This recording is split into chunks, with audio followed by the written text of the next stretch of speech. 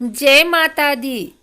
आइए सुनते हैं गुप्त नवरात्रि के 7वें दिन 7वीं महाविद्या माता धूमावती की यह कथा बहुत ही रोचक है, जो भगवान शिव व उनकी प्रथम पत्नी माता सती से जुड़ी हुई है। हालांकि उनकी दूसरी पत्नी माता पार्वती माँ सती का ही पुनर्जन्म मानी जाती हैं।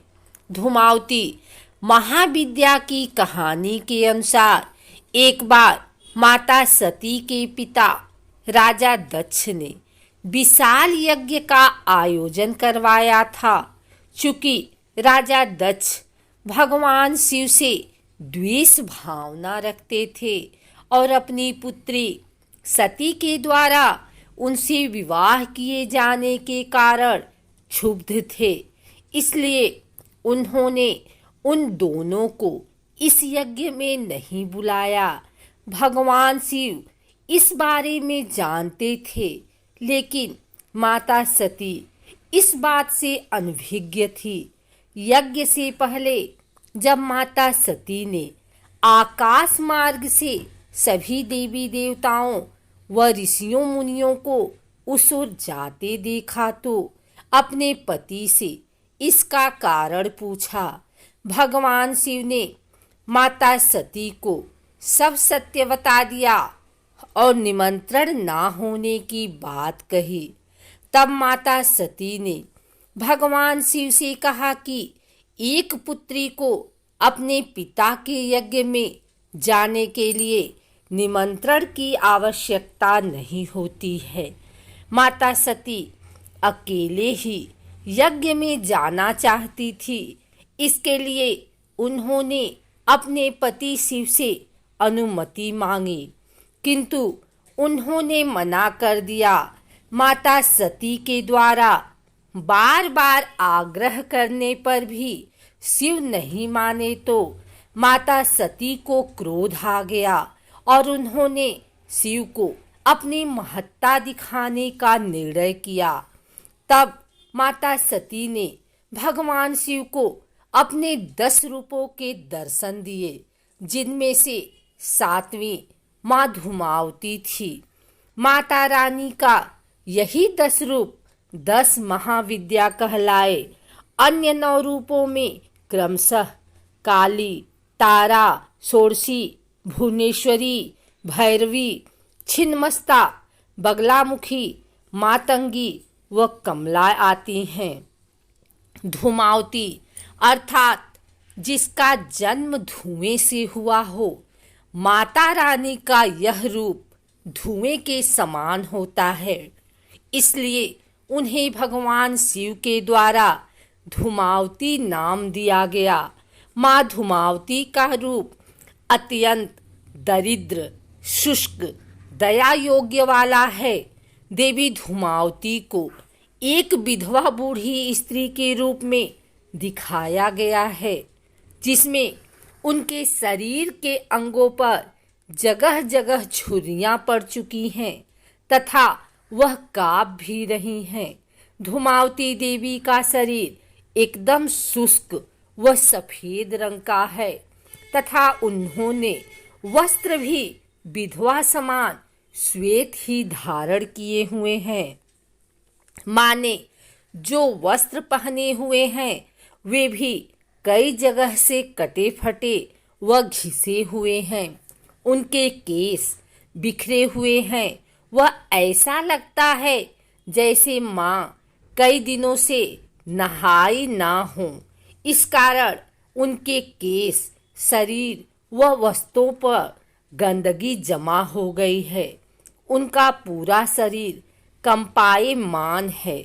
माँ का रूप भूख से व्याकुल व दरिद्र रूप में दिखाया गया है। उनका शरीर बिल्कुल पतला व अस्वस्थ प्रतीत होता है। वे एक बिना घोड़े के रथ पर बैठी दिख रही हैं, जिसके शीर्ष पर एक कौवा बैठा है। माँ के एक हाथ में टोकरी तो दूसरा हाथ अभय मुद्रा में या ज्ञान देने की मुद्रा में हैं। देवी धूमावती के इस निंदनीय रूप के पीछे एक रहस्य छुपा हुआ है। मान्यता है कि एक बार जब माता पार्वती को तीव्र भूख लगी तो उन्होंने भगवान शिव से भोजन मांगा। उस समय वहाँ भोजन उपलब्ध नहीं था, तो शिव जी ने उन्हें कुछ समय प्रतीक्षा करने को कहा। माता पार्वती ने कुछ समय तक प्रतीक्षा की, लेकिन कुछ देर बाद उनकी भूख और ज़्यादा बढ़ गई, जिस कारण वे और अधिक व्याकुल हो गई।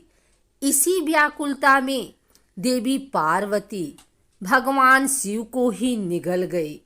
भगवान शिव को निगलते ही शिव के शरीर में स्थित समुद्र मंथन का विष माता के शरीर को जलाने लगा, जिस कारण उनके शरीर से धुआं निकलने लगा। माता रानी का शरीर धीरे धीरे बूढ़ा होता चला गया, जिसमें जगह जगह झुर्रियां पड़ गई। इससे बेचैन होकर माता पार्वती ने शिव को अपने मुंह से बाहर उगल दिया। बाहर आकर भगवान शिव ने माता पार्वती से कहा कि चूंकि तुम भूख से व्याकुल होकर अपने पति को ही निगल गई थी, इसलिए तुम्हारे इस रूप को विधवा होने का श्राप मिलेगा। बस इसी की बात माता पार्वती के इस रूप को बूढ़ी विधवा का रूप होने की मान्यता मिली, जिसे एक दरिद्र भूख से व्याकुल व बेचैन स्त्री के रूप में दर्शाया गया है। इस रूप में माता रानी के मुख पर बेचैनी, व्याकुलता, दरिद्रता, संशय, तड़प, थकान इत्यादि एक साथ प्रदर्शित होते हैं। माँ धूमावती का यह रूप माँ के विपरीत गुणों को प्रदर्शित करता है, इसलिए इन्हें अलक्ष्मी या ज्येष्ठा भी बुलाया जाता है। देवी धूमावती एक तरह से माँ देवी के नकारात्मक रूप का साक्षात प्रदर्शन है, किंतु अपने इस रूप से माँ अपने भक्तों के कई संकटों को दूर करती हैं। माँ धूमावती की पूजा करने से मनुष्य के संकटों का हरण होता है व उन्हें यदि किसी चीज का अभाव है तो वह दूर होता है। देवी धूमावती अपने भक्तों की हर प्रकार की कमी व भूख को शांत करती हैं तथा उन्हें अभय होने का आशीर्वाद प्रदान करती हैं। माँ धूमावती महाविद्या की पूजा मुख्य रूप से गुप्त नवरात्रि में की जाती है। गुप्त नवरात्रि में माता रानी की 10 महाविद्याओं की ही पूजा की जाती है, जिसमें से 7वें दिन महाविद्या धूमावती की पूजा करने का विधान है।